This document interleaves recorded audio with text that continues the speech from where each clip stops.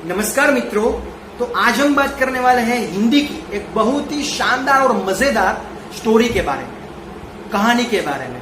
ये कहानी सुनने में आपको बहुत ही मजा आने वाला है और ये कहानी पूरी होने के बाद इस कहानी में से मैं आपको थोड़े क्वेश्चंस पूछूंगा और उसके आंसर्स आपको मुझे होमवर्क में लिख के भेजने रहेंगे। तो आइए शुरू करते हैं हमारी कहानी।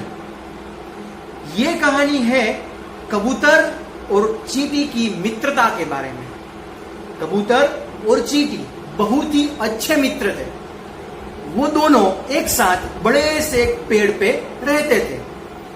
पेड़ के नीचे बहुत बड़ी नदी थी। एक दिन अचानक चींटी पेड़ के ऊपर से पानी में नीचे गिर गई। अब चींटी को तो तैरना आता नहीं है, इसीलिए चींटी बहुत ही चिंतित होने लगी। चींटी धीरे धीरे पानी में डूबने लगी। तभी उसका मित्र कबूतर पेड़ पे बैठा बैठा ये सब कुछ देख रहा था और सोच रहा था कि मैं अपने मित्र को बचाने के लिए क्या कर सकता हूं।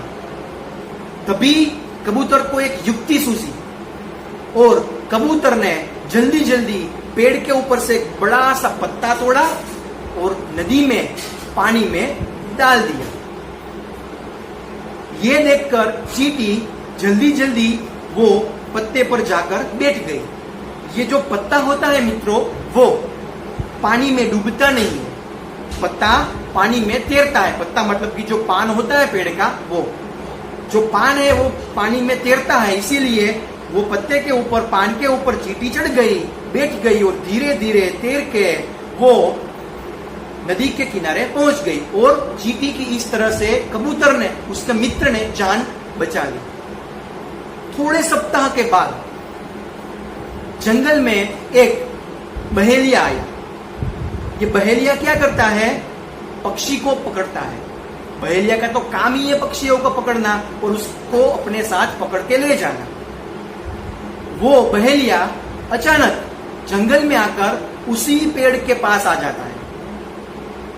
बहेलिये ने उसके पास जो दाने थे वो पेड़ के आसपास बिखोर दिए और उसके ऊपर बहुत ही बड़ी सी जाली रख दी, जाल बिछा दी, जिसकी वजह से कोई भी पक्षी अगर वो दाने खाने के लिए आता है तो दाने तो खा सकता है, लेकिन उसका पैर जो है, वो पक्षी का पैर, वो जाल में फंस जाता है और उसके बाद पक्षी वो जाल में फंस जाता है, उड़ पाता नहीं है। और वो पक्षी को ले जाकर, वो पक्षी को बिटोकर ले जाकर अपने साथ बहेलिया ले जाता है। ये बहेलिया वहां पे आके दाने उसने बिछाए वहां पे, उसके बाद उसके ऊपर बहुत बड़ी एक जाली बिछाई। ये सब कुछ देखकर चींटी समझ गई ये जरूर ही कबूतर को पकड़ने के लिए आया है। उसको याद आया, चींटी को याद आया कि एक दिन जब मैं पानी में डूबकर मरने जा रही थी, तब अचानक ये मेरे मित्र कबूतर ने मुझे बचाया था।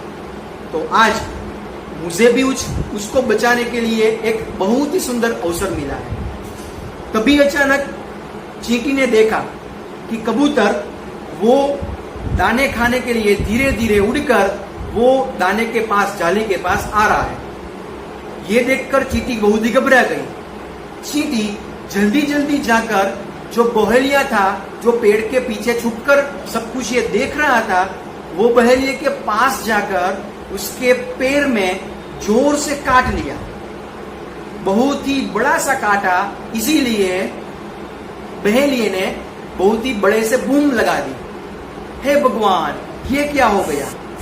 ये सुनकर जो कबूतर वो दाना खाने के लिए जा रहा था, उसको शंका हुई।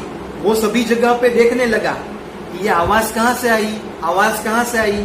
तभी अचानक उसको पता चला कि एक बहेलिया पेड़ के पीछे छुपा है और ये बहेलिया मुझे पकड़ने के लिए आया है। तभी कबूतर उड़ के दूसरी दिशा में चला गया और उसकी जान बच गई और चींटी जो थी वो भी दूसरी दिशा में चली गई। इस तरह से कबूतर और चींटी ने, दोनों मित्रों ने एक दूसरों की जान बचा के अपनी अच्छी वाली मित्रता को साबित कर दिया। तो इस कहानी से हमें सीख मिलती है कि कर भला सो हो भला। अगर हम किसी का अच्छा करेंगे तो अंत में हमारा भी अच्छा होगा। जैसी करनी वैसी भरनी। हम अगर किसी का अच्छा करते हैं तो हमारा भी अंत में अच्छा ही होता है। तो मित्रों, ये थी हमारी प्रश्न है, इस कहानी में कौन से दो अच्छे मित्रों के बारे में बात की गई है। दूसरा प्रश्न है, चींटी और कबूतर कहाँ रहते थे। तीसरा प्रश्न है, कबूतर ने चींटी की जान कैसे बचाई। चौथा प्रश्न है, बहेलिया किसको पकड़ने के लिए आया था। पांचवा प्रश्न है, इस कहानी से हमें क्या सीख मिलती है। तो मित्रों, ये 5 प्रश्न के उत्तर आपको मुझे होमवर्क में लिख के देने रहेंगे। हमारा कल का लेक्चर एज पर अवर रेगुलर टाइम रहेगा। अगर कुछ चेंजेस होगा टाइमिंग में तो आप लोगों को इन्फॉर्म किया जाएगा। तब तक के लिए थैंक यू सो मच।